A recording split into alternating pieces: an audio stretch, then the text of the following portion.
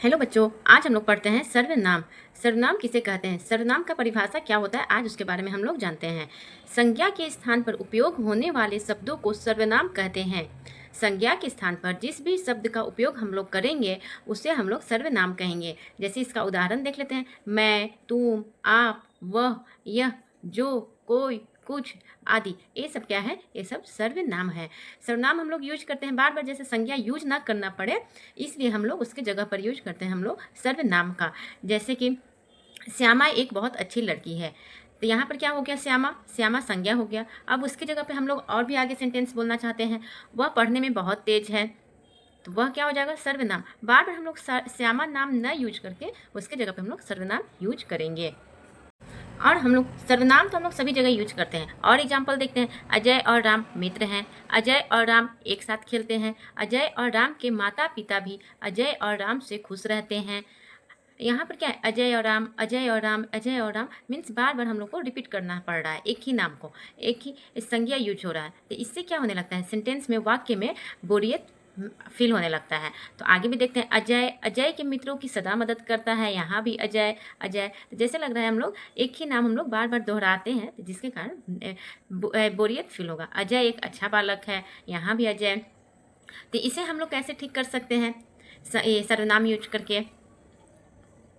अजय और राम मित्र हैं, ये फर्स्ट सेंटेंस हो जाएगा। वे एक साथ खेलते हैं, उनके माता पिता भी उनसे खुश रहते हैं। तो यहाँ पर क्या हो गया, सबसे पहले हम लोग तो संज्ञा यूज किए अजय और राम, उसके बाद हम लोग अजय और राम रिपीट न करके उसके जगह पे हम लोग एक सर्वनाम यूज किए। ठीक है, वे एक साथ खेलते हैं, उनके माता पिता भी उनसे खुश रहते हैं। अजय अपने मित्रों की सदा मदद करता है, वह एक अच्छा बालक है। राम पढ़ाई में होशियार है, वह कक्षा में प्रथम आता है। तो यहाँ पर क्या हो जाएगा, यहाँ पे हम लोग एक ही संज्ञा को बार बार यूज न करके उसके जगह पे हम लोग सर्वनाम यूज कर रहे हैं, तो जिसके कारण सेंटेंस, जो भी वाक्य जो रहता है वो और भी आकर्षक लगता है और अच्छा पढ़ने में भी लगता है। तो हम लोगों ने देखा अलग अलग सर्वनाम का यूज करके किसी भी वाक्य को हम लोग कितना अच्छा आकर्षक बना सकते हैं। तो सर्वनाम के और आगे हम लोग पढ़ते हैं सर्वनाम के भेद। सर्वनाम के कितने भेद होते हैं, सर्वनाम के टोटल 6 भेद होते हैं, 6 भेद होते हैं। पहला हो जाएगा पुरुषवाचक सर्वनाम, दूसरा हो जाएगा निश्चयवाचक सर्वनाम, तीसरा हो जाएगा अनिश्चयवाचक सर्वनाम, फोर्थ हो जाएगा संबंधवाचक सर्वनाम, पांचवा हो जाएगा प्रश्नवाचक सर्वनाम एवं छठा हो जाएगा निजवाचक सर्वनाम। तो ये सब अलग अलग भेद हैं सर्वनाम के। तो सर्वनाम के कितने भेद होते हैं, सर्वनाम के 6 भेद होते हैं। फर्स्ट वन हो जाएगा पुरुषवाचक सर्वनाम, सेकेंड हो जाएगा निश्चयवाचक सर्वनाम, थर्ड वन हो जाएगा अनिश्चयवाचक सर्वनाम, फोर्थ हो जाएगा संबंधवाचक सर्वनाम, फिफ्थ वन हो जाएगा प्रश्नवाचक सर्वनाम एंड सिक्स वन, छठा हो जाएगा निजवाचक सर्वनाम। तो आइए हम लोग जानते हैं अलग अलग भेद की क्या क्या परिभाषाएं हैं, इसे हम लोग कैसे जान पाएंगे कि कौन सा सर्वनाम है, कहाँ पे यूज होता है, कहाँ पे हम लोग उपयोग करेंगे ये सब सर्वनाम के। पहला हम लोग देखते हैं पुरुषवाचक सर्वनाम। जिन सर्वनाम शब्दों का प्रयोग बोलने वाले, सुनने वाले या अन्य व्यक्ति के लिए किया जाए वे पुरुषवाचक सर्वनाम कहते हैं।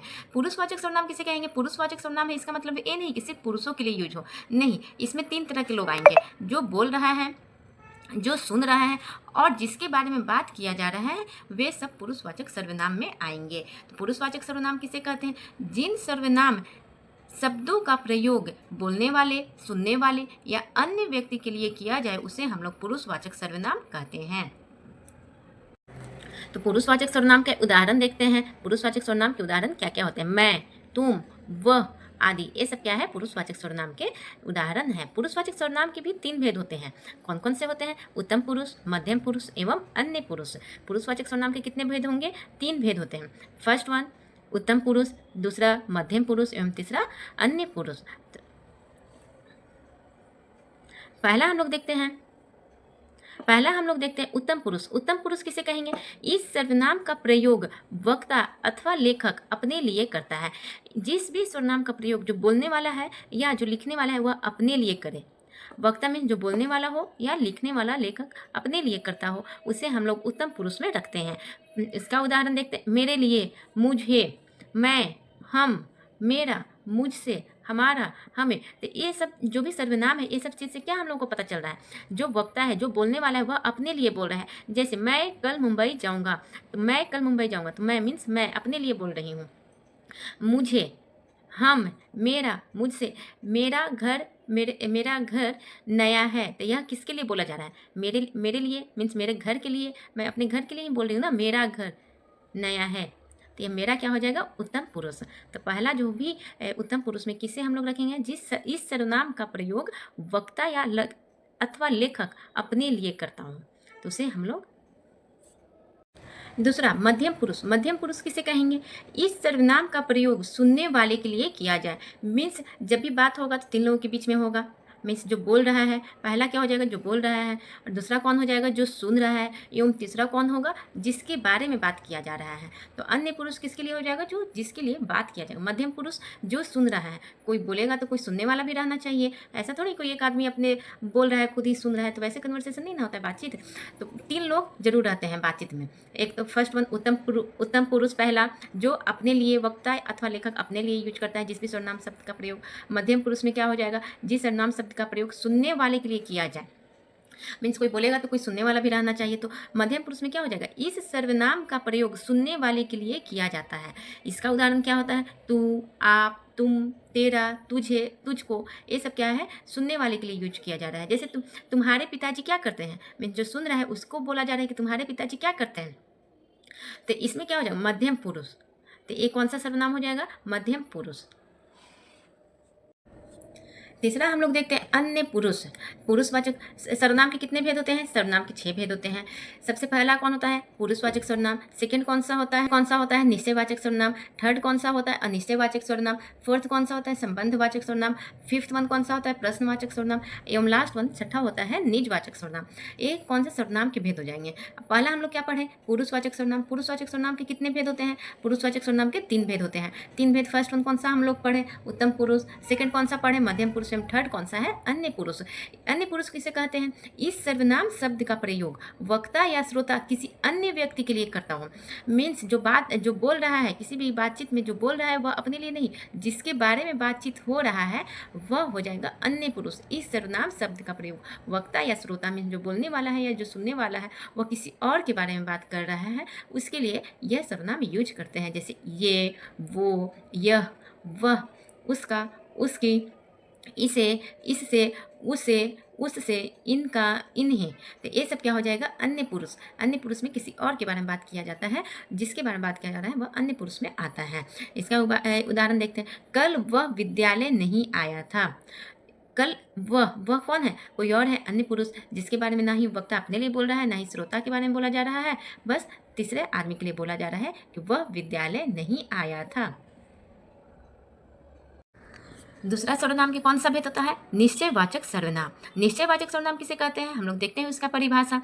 जो सर्वनाम शब्द किसी निश्चित व्यक्ति, वस्तु अथवा घटना की ओर संकेत करे उसे हम लोग निश्चयवाचक सर्वनाम कहते हैं। कोई भी सर्वनाम शब्द जो किसी निश्चित व्यक्ति, वस्तु अथवा घटना की ओर संकेत करे उसे हम लोग निश्चयवाचक सर्वनाम कहते हैं। इसके हम लोग उदाहरण से और अच्छे से समझते हैं इसे। जैसे यह मेरा घर है, यह मेरा घर है मीन्स कोई सर्टेन है, कोई निश्चित है, उसी के बारे में पॉइंट आउट किया जा रहा है कि ये वाला मेरा घर है।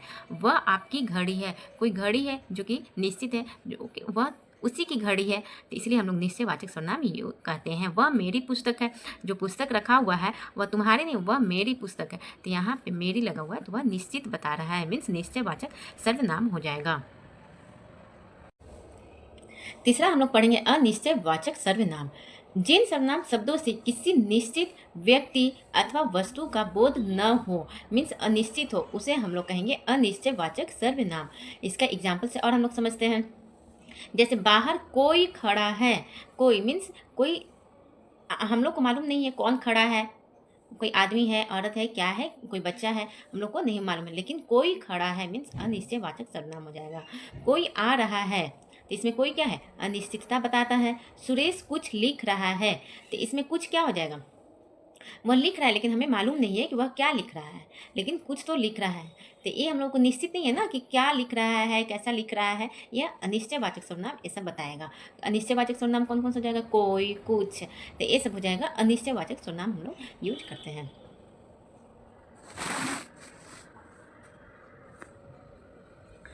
चौथा हम लोग देखते हैं संबंधवाचक सर्वनाम। संबंधवाचक सर्वनाम किसे कहेंगे? जो सर्वनाम शब्द वाक्य में प्रयोग के लिए दूसरे सर्वनाम या संज्ञा शब्द से संबंध बताने के लिए प्रयोग किया जाता है, वे सारे संबंधवाचक सर्वनाम कहते हैं। संबंधवाचक सर्वनाम अगर हम लोग देखें तो इस संबंध मीन्स रिलेशन बता रहा है। तो किससे रिलेशन बता रहा है? एक सर्वनाम शब्द उसी वाक्य में प्रयोग दूसरे सर्वनाम शब्द या संज्ञा शब्द से संबंध बताता है, तो उसे हम लोग संबंधवाचक सर्वनाम कहते हैं। तो इसका उदाहरण क्या है? जैसी करनी वैसी भरनी, जो जैसा करेगा वो वैसा भरेगा। तो इसका क्या है? एक सर्वनाम शब्द दूसरे से रिलेशन बताया जा रहा है, मीन संबंध बताया जा रहा है, तो वे हो जाएगा संबंधवाचक सर्वनाम। जिसकी लाठी उसकी भैंस, जिसकी लाठी उसी की भैंस, तो इसमें क्या है? संबंध बताया जा रहा है, जिसकी भाई लाठी है उसी की भैंस, तो उसी को मार पड़ता है। तो ये सब संबंधवाचक सर्वनाम कहते हैं। संबंधवाचक सर्वनाम का एक और परिभाषा है, वे सर्वनाम शब्द जो दो संज्ञा शब्दों के मध्य संबंध जोड़ते हैं। मीन्स कोई भी सर्वनाम शब्द जो दो संज्ञा के बीच में भी अपना संबंध बनाएगा वो भी संबंधवाचक सर्वनाम भी कहते हैं। एक हम लोग देखिए, वह सर्वनाम शब्द जो वाक्य में प्रयोग दूसरे सर्वनाम या संज्ञा शब्द से संबंध बताए। और एक हम लोग नीचे में पढ़ें, वह सर्वनाम शब्द जो वाक्य में यूज संज्ञा शब्दों के मध्य अपना रिलेशन भी बताए, अपना संबंध भी बताए, वह संबंधवाचक सर्वनाम कहलाएगा। पांचवा हम लोग पढ़ते हैं निजवाचक सर्वनाम। निजवाचक सर्वनाम किसे कहेंगे? जिन सर्वनाम शब्दों का प्रयोग कर्ता के साथ अपनेपन का ज्ञान कराने के लिए किया जाए उसे हम लोग निजवाचक सर्वनाम कहते हैं। निजवाचक सर्वनाम किसे कहेंगे? जो भी सर्वनाम शब्द का प्रयोग कर्ता मीन्स जो कर रहा है, करने वाला है, उसके साथ अपनेपन का बोध कराए, अपनेपन का ज्ञान कराए, उसे हम लोग निजवाचक सर्वनाम कहते हैं। निजवाचक सर्वनाम, निज मीन्स अपना, मीन्स अपनापन। तो निजवाचक सर्वनाम से भी अपने नाम से ही पता चल रहा है कि इसमें अपनेपन का बोध कराया जा रहा है। जैसे इसके लिए कौन कौन सा सर्वनाम शब्द है?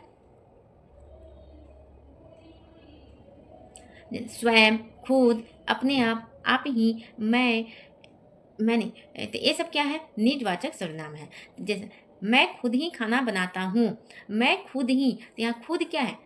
ये निजवाचक सर्वनाम है। कौन खाना बना रहा है? वह खुद ही बना रहा है, वह स्वयं ही बना रहा है। तो ये इसका मतलब क्या हो जा रहा है? मीन्स मैं खुद खाना बना लेता हूँ। तो इससे क्या? ये अपनेपन का बोध करा रहा है, कोई और नहीं खाना बना रहा है। वो जो बोल रहा है, जो करता है, वह खुद ही खाना बनाता है, इसलिए ये निजवाचक सर्वनाम कहलाएगा। वह स्वयं आ जाएगा, वह स्वयं आ जाएगा। स्वयं क्या है? निजवाचक सर्वनाम, मतलब किसी दूसरे पे वो डिपेंड नहीं है, किसी दूसरे का हेल्प नहीं चाहिए, वह खुद ही आ जाएगा, वह स्वयं ही आ जाएगा, वह अकेले ही आ जाएगा। मीन्स अपनेपन का बोध हो रहा है ये सब शब्द से। अब हम लोग लास्ट और छठा भेद जानते हैं सर्वनाम का, प्रश्नवाचक सर्वनाम। इसके नाम से ही पता चल जा रहा है, जिन सर्वनाम शब्दों का प्रयोग किसी व्यक्ति, वस्तु या स्थान के विषय में प्रश्न करने के लिए किया जाता है उन्हें प्रश्नवाचक सर्वनाम कहते हैं। कोई भी सर्वनाम शब्द है जिसका यूज हो रहा है, जिसका उपयोग हो रहा है प्रश्न करने के लिए, किसके बारे में प्रश्न किया जाएगा? जो कोई भी व्यक्ति हो, वस्तु हो या स्थान हो, उसके विषय में अगर हम लोग प्रश्न करते हैं तो उसे हम लोग प्रश्नवाचक सर्वनाम कहेंगे। इसका एग्जाम्पल क्या है? यह किसकी पुस्तक है, यह किसकी, एक किसकी क्या है? प्रश्नवाचक सर्वनाम हो जाएगा। इससे क्या पता चल रहा है? ये जो पुस्तक जो रखी हुई है वह किसकी है? मीन्स क्वेश्चन किया जा रहा है, क्वेश्चन ही किया जा रहा है ना कि यह किसकी पुस्तक है, तो ये प्रश्नवाचक सर्वनाम हो जाएगा। यह किसकी पेंसिल है, यह किसकी पेंसिल है, यह मेरी पेंसिल है, तो इससे क्या, किसकी क्या यूज हो रहा है? प्रश्न पूछा जा रहा है, तो ये प्रश्नवाचक सर्वनाम कहलाएगा। तो थैंक यू बच्चों, मुझे मालूम है आप लोगों को सर्वनाम अच्छे से समझ आया होगा, सर्वनाम के भेद भी अच्छे से समझ पाए होंगे। तो इसके लिए मैं बाद में कुछ अभ्यास पुस्तिका लेकर के आऊँगी, अभ्यास कार्य लेकर के आऊँगी, जो आपको और भी अच्छे से समझ आ जाएगा। बहुत बहुत धन्यवाद देखने के लिए, और कुछ भी हो तो कमेंट करके ज़रूर बताएं कैसा लगा आपको ये वीडियो।